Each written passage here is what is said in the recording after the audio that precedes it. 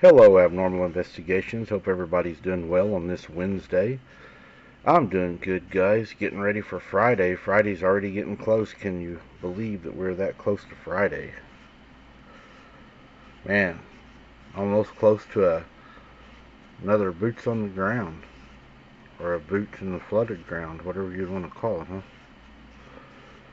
But yeah, we're going to do something Friday night. I know a lot of y'all like the boots on the ground, so we're going to try to get out there Friday night. Um, Starting next month on the 1st, or around the 1st, we're going to start out with some guests again. We got some new guests that's going to be coming on we've never had on, so I think y'all are going to really enjoy that. One of them, for sure, I think y'all are going to really enjoy, so should be really, really good, guys. It was August, and my cousins' ages ranged from 10 to 15. With me being the youngest at 10 years old, I was staying with an 11, 13, and 14-year-old, and we often spent our evenings telling scary stories. One night, a few weeks into my stay, we decided to make a campfire in the backyard of my grandma's rural home. The house was situated in a rural suburb where the neighbors weren't too far away when driving down the road. However, the backyard was a different story altogether.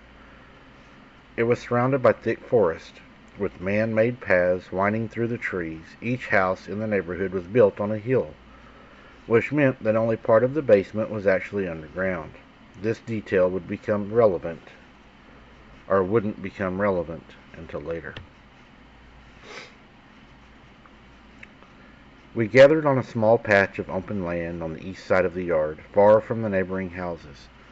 From where we sat, we couldn't see any other yards, and there was about 3/4 of a mile of land belonging to my grandma on either side of us. It was around 11 at night, and we were in the midst of playing Truth or Dare, after a session of telling scary stories. My 14-year-old cousin dared me, and the 13-year-old, to walk through the paths for about 10 minutes. I agreed without hesitation, as I wasn't easily scared and wasn't rather level-headed. However, my older cousin was a bit more hesitant. We didn't bring a flashlight with us, and it was pitch dark, yet we could see through and navigate the paths without stumbling. As we walked, the trees seemed to grow denser, and the campfire's visibility diminished. After about 5 minutes of walking, we decided it was time to turn back, and that's when we saw it. In the middle of the path stood a large dog-like creature, hunched over, with its front hands nearly touching the ground. What struck me most was the unnatural glow of its eyes. They were so bright white. The creature appeared as a humanoid canine with features like a human, like hands and feet. It looked directly at us. I remember the feeling, paralyzed with fear, as it dashed away the opposite direction toward the creek that ran through the yard. My cousin and I screamed, and the other cousins and my grandma rushed to our side. I don't recall much of what happened next, as I was disoriented and couldn't think clearly. However, I do remember waking up in bed later, which suggests that I was brought back to the house. The basement where we slept was a large room with sliding glass doors that led to the outside. Since the room was on the side of the house that wasn't underground, the doors and the windows were at ground level. My bed was positioned against a big glass window, and I could see my cousins playing outside below. The house was in Michigan, where it gets slightly chilly even in late August. There was a gentle breeze that night, so I put on a jacket and I ran back down to my cousins outside, skipping breakfast in my haste to join them for fun. When I got downstairs, I could tell that something was amiss. My cousins weren't playing. Instead, they were running to get my grandma.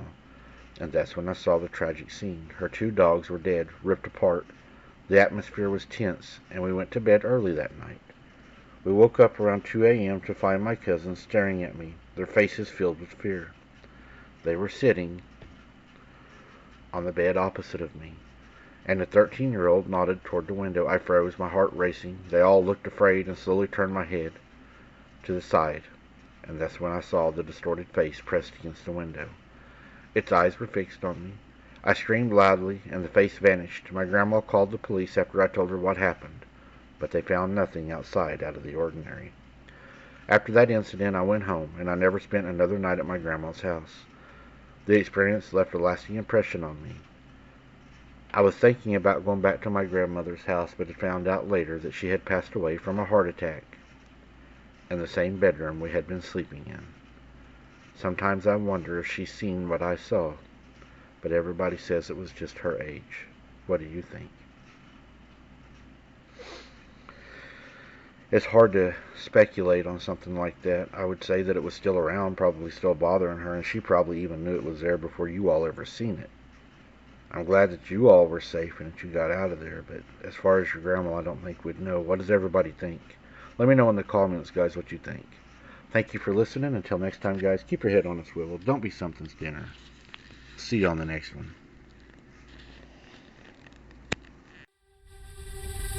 I can see you from behind. You can hear me in your mind. Run so fast as you can go. Time will catch you before you know.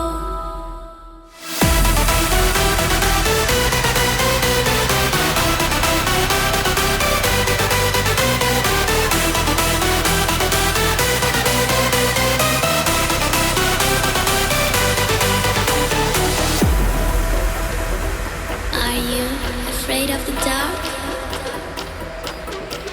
Are you scared? You know, I am you.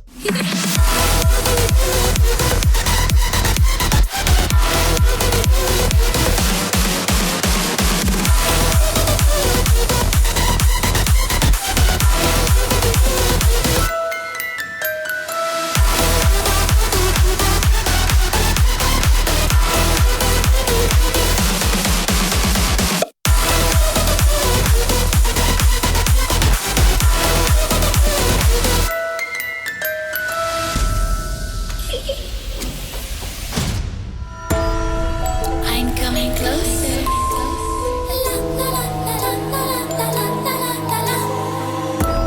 I will catch